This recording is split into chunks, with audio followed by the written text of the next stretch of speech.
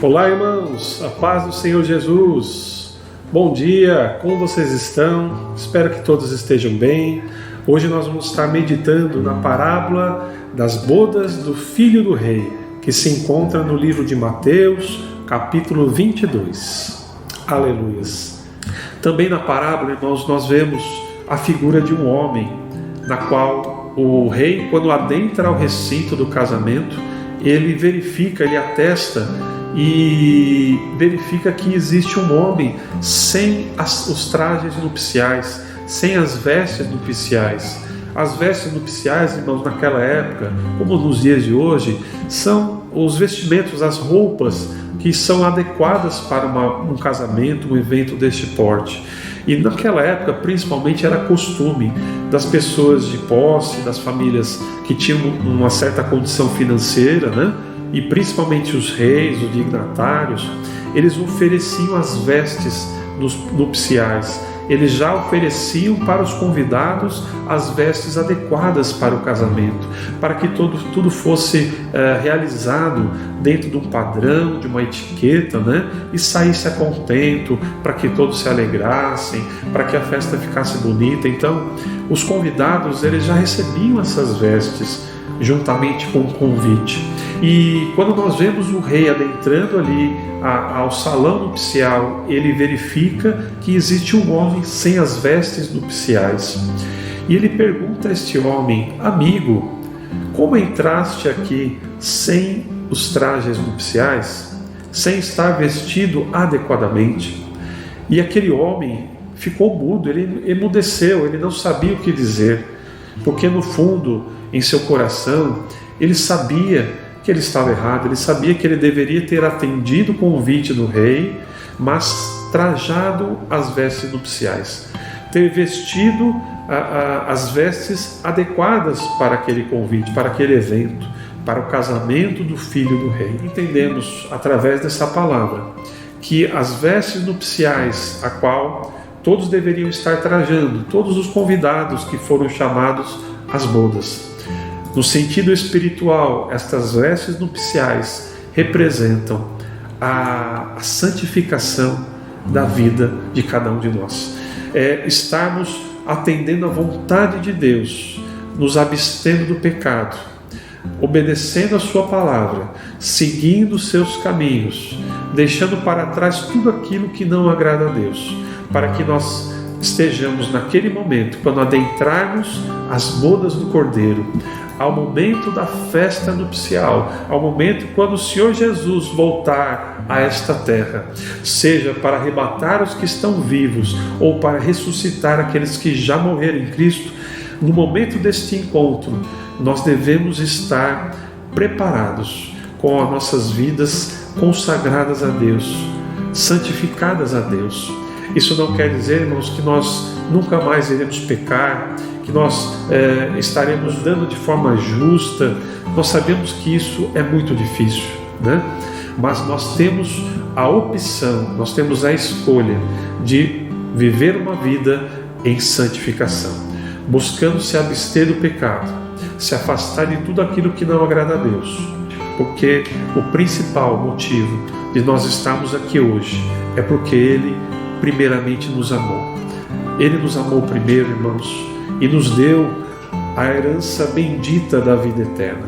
O mínimo que nós devemos fazer é buscar uma vida de santidade na presença de Deus, nos abster de tudo aquilo que não agrada a Ele. Com esta passagem maravilhosa que nós meditamos hoje, nós podemos extrair lições preciosas para nossas vidas daqui em diante. E eu quero compartilhar com os irmãos. Primeira lição, irmãos: honre ao convite do rei.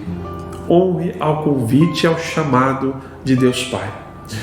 Lá em Mateus capítulo 7, no versículo 21, diz: nem todo que me diz Senhor, Senhor, entrará no reino dos céus, mas aquele que faz a vontade de meu Pai que está nos céus. Aleluias. Glórias a Deus. Nós, irmãos, em nossa caminhada cristã, nós devemos focar os nossos esforços em aprender a vontade de Deus para nossas vidas. E como nós fazemos isso? Através da leitura e da meditação da palavra de Deus, nós podemos aprender esta vontade do Senhor para as nossas vidas. Saber aquilo que agrada a Deus, saber aquilo que não agrada a Deus e procurar, através das Escrituras, nos guiar para atender este chamado. E ouvir naquele último dia do Senhor Jesus: vinde bendito de meu Pai, possuí por herança aquilo que está prometido desde o início dos séculos. Nós poderemos então, irmãos, desfrutar da presença de Deus por toda a eternidade. Aleluias, glórias a Deus. A segunda lição, irmãos, que nós podemos extrair é: cumpra a vontade de Deus. Lá em 1 Tessalonicenses capítulo 4, no verso 3 diz: porque esta é a vontade de Deus, a vossa santificação, que vos abstenhais da prostituição. Aleluias. Aqui, irmãos, fala de prostituição, mas também remete a qualquer outro pecado que não agrada a Deus.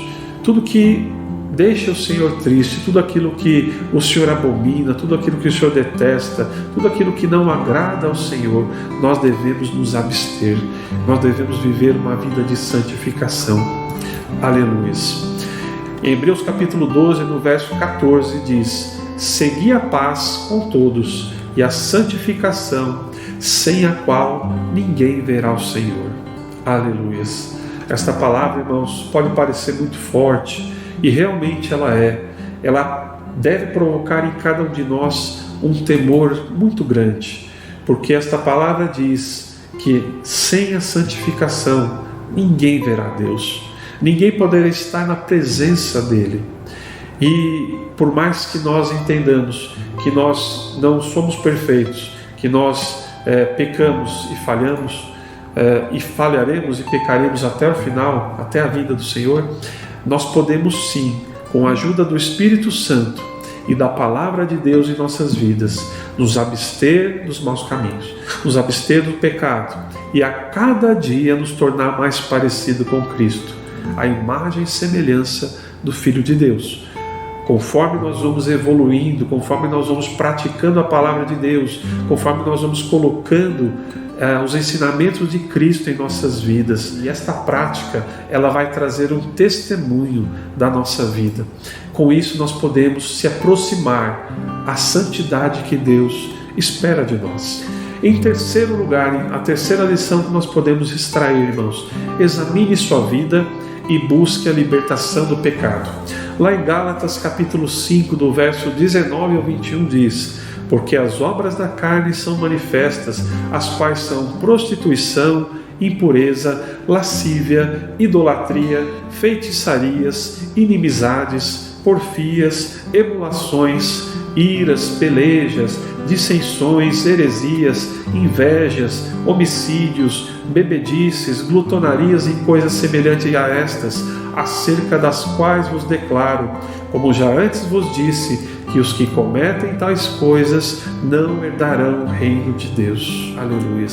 Também, irmãos, essa passagem, ela pode parecer dura, mas ela aqui traz uma exortação de uma lista de pecados, de situações, de atitudes que não agradam a Deus. E se isso não agrada a Deus, irmãos, nós temos que fugir, nós temos que nos abster, nós temos que nos esforçar para não cometer tais coisas. E a palavra nos diz de forma muito clara que quem comete tais coisas não herdarão o reino de Deus. Aleluia. Talvez neste momento eu e você estejamos falhando, estejamos caindo em alguma destas coisas, em alguma dessas atitudes erradas. Talvez estejamos pecando em alguma dessas situações. Que nós possamos hoje, com a ajuda do Espírito Santo, meditar e fazer uma análise de si mesmos para identificar naquilo que nós estejamos errando, irmãos, e possamos nos libertar deste pecado, nos libertar deste erro e seguirmos o caminho que o Senhor tem preparado para nós, caminhos de paz, de alegria, de gozo, de amor para esta vida. Em quarto lugar, irmãos, a nossa quarta lição de hoje, com esta parábola: siga Jesus como Ele nos ensinou. Em Lucas capítulo 9, vai dizer: dizia a todos, se alguém quiser vir após mim, negue-se a si mesmo e tome cada dia a sua cruz e siga-me. Porque qualquer que quiser salvar a sua vida, perdê-la-á, mas qualquer que, por amor de mim, perder a sua vida, a salvará. Aleluia. Aqui, irmãos, o Senhor Jesus está se referindo à vida como as coisas deste mundo, os bens, aquilo que nós damos valor nesta vida. Quando nós dizemos que nós estamos perdendo a vida por amor de Cristo, nós estamos deixando estas coisas em segundo plano. Nós estamos colocando Deus em primeiro plano. Estamos colocando Deus como prioridade em nossa vida. Nós estamos colocando a palavra de Deus à frente de tudo. E é isso que o Senhor Jesus nos recomenda e nos orienta a fazer. Colocar Deus em primeiro lugar e a sua palavra, obedecendo a cada dia as instruções que Ele tem para as nossas vidas. Desta forma nós estamos seguindo Jesus e nós estamos honrando a este convite de Deus para herdarmos a vida eterna. Aleluias, glórias a Deus. Nós podemos concluir que há uma promessa para os que respondem a esse convite do Rei, a este chamado de Deus para as nossas vidas. Lá no livro de Apocalipse, último livro da Bíblia, no capítulo 19, versos 6 ao 9 diz: E ouvi como que a voz de uma grande multidão, e como que a voz de muitas águas, e como que a voz de grandes trovões que dizia: Aleluia, pois já o Senhor Deus Todo-Poderoso reina. Regozijemo-nos e alegremo-nos, e demos glória, porque vindas são as bodas do Cordeiro, e já a sua esposa se aprontou. E foi-lhe dado que se vestisse de linho fino, puro e resplandecente, porque o linho fino são a justiça dos santos. E disse-me: Escreve, bem-aventurados aqueles que são chamados à ceia das bodas do Cordeiro. E disse-me: Estas são as verdadeiras palavras de Deus. Aleluias. Bem-aventurados aqueles que são chamados à ceia das bodas do Cordeiro. Aleluias.